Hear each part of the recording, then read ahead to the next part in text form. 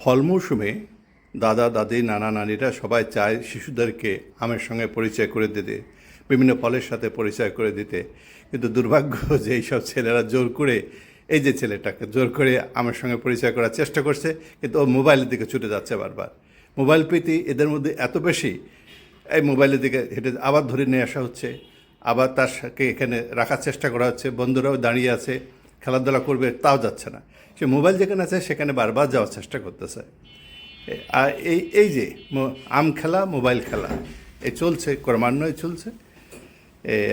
এটাই আছে। গ্রাম বাংলাও এই মোবাইল থেকে দূরে নাই কেউ, মোবাইলে খুব কাছাকাছি চলে এসছে। আমরা এখান থেকে যেটা বুঝতে পারছি, এবং এটা প্রত্যেকটা ঘরেই এই সমস্যা চলছে। আমগুলো সুন্দর, চমৎকার, গোলগাল আম।